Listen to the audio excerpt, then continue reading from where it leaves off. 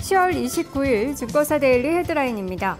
대우증권 악재의 품격, 동양증권 지수 회복 여부와 강도를 결정할 4가지 변수, 부국증권 실적 부담대 매크로 지표 개선, 우리투자증권 한국 주식시장 어두운 터널의 7분 능선 통과. IBK 투자증권입니다. 떨어진 낙엽은 쓸어버리는 게 아니라 주워 담는 것. 신한금융투자 중기적 비중 확대를 생각하는 이유. 토러스투자증권 애플의 전략, 미국의 전략. 현대증권 모멘텀 부재 국면, 기간 조정의 연장 예상. 네, 지난주 코스피가 1900선을 내주면서 마감이 됐지만 오늘 아침 증권사들은 여기서 시장이 더 하락할 가능성은 적다고 내다보고 있었는데요. 오늘은 우리투자증권의 의견부터 보도록 하겠습니다. 우리투자증권은 한국 주식시장에 대해서 어두운 터널의 7부 능선을 통과하고 있다, 이렇게 분석을 했습니다. 한국 경제가 L자형 침체보다는 U자형 회복을 나타낼 가능성이 더 크다는 이야기인데요. 글로벌 경기 둔화 영향으로 수출 경기가 침체되고 또 부동산 경기도 악화되면서 한국 경기가 이 U자형 침체가 나타날 수 있다는 우려가 제기되고 있습니다.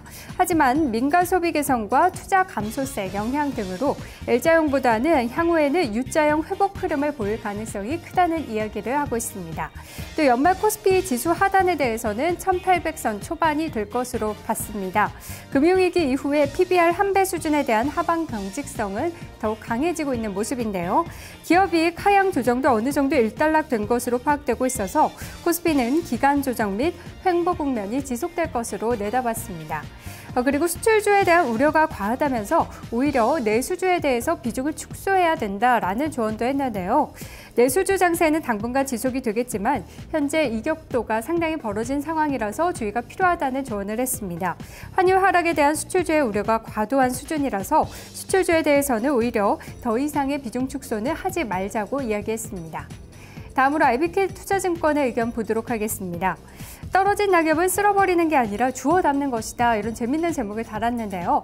이 낙폭 과대에 대해서 그냥 버리는 것이 아니라 오히려 지금은 주워 담아야 될 시기다라는 분석을 하고 있습니다.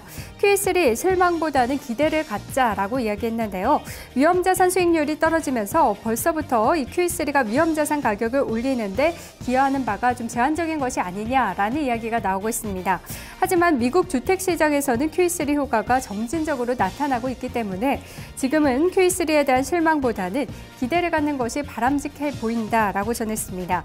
그리고 유럽의 경기 선행지수가 미국에 이어서 반등할 가능성도 있다고 내다봤는데요. 또 현재 상황에 대해서 금융시장의 안정과 함께 달러 약세, 여타 국가의 환율 강세 현상이 나타나고 있는데 특히 중국의 위안화 강세는 중국이 내수 진작과 함께 미국 주도의 환율 패러다임으로 복귀를 하는 것으로 의미가 있다라는 점을 시사했습니다. 그리고 11월의 지수 목표치에 대해서는 코스피 1850에서 1980 사이를 내다봤습니다. 전례상 11월과 12월의 주가 수익률이 한국과 미국이 가장 좋은 모습들 기록해주고는 했는데요. 연말까지 주식 비중을 줄이기보다는 점진적으로 늘려가는 전략이 필요하다고 봤고요. 종목에 대해서는 SK하이닉스와 LG생활건강, KT, 고려아연, 그리고 오리온, 제일모직 등에 관심을 표했습니다. 마지막으로 현대증권의 의견 보도록 하겠습니다. 현재 모멘텀 부재 국면이라면서 기간 조정이 좀 연장될 것으로 보고 있습니다. 이번 주 이후 외국인의 매도세는 점차 완화될 것으로 기대를 하고 있는데요. 증시 전반의 모멘텀이 부족한 상황이라 외국인 매도세 당분간 이어질 수는 있겠지만 또 어닝 시즌의 하이라이트 국면을 지나가고 있기 때문에 이후에는 점차 매도세가 약화될 것으로 보고 있습니다.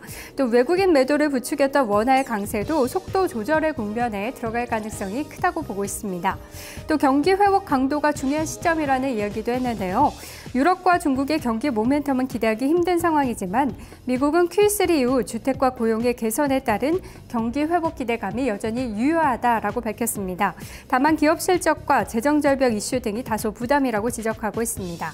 종목에 대해서는 KB금융과 LG화학 그리고 삼성전자, 현대차 등의 대형사에 관심을 두자라고 이야기했습니다. 지금까지 증권사 데일리 살펴봤습니다. 네, 지수에 대한 이야기들을 많이 하고 있네요. 허준식 해설위원과 함께 짚어보겠습니다. 허 의원님 안녕하세요. 네, 안녕하십니까. 네, 오늘의 리포트 어떻게 보셨습니까? 네, 일부 증권사의 이제 월간 11월 월간 전망 나오고 있는데요. 전체적으로는 하단보다는 상단 쪽을 좀 더 많이 열어놓은 것 같습니다. 그리고 지수 하단의 지지력이 좀 견고할 것으로 봤는데요. 일단 그 하단 자체는 유럽의 유동성이라든지 미국의 상대적으로 견조한 지표들, 또 대통령 선거 이후 불확실성 해소 등이 하단을 견조하게 받쳐줄 것으로 봤고요. 그리고 상단은 미국의 재정 절벽 문제라든지 계속 이어질 것 같은 중국의 성장 둔화 우려 이런 점들이 저항대로 작용을 하면서 전반적으로 한 1900선에서 한 2000선 좀 안 좋게 보는 쪽 1850까지도 보는데요.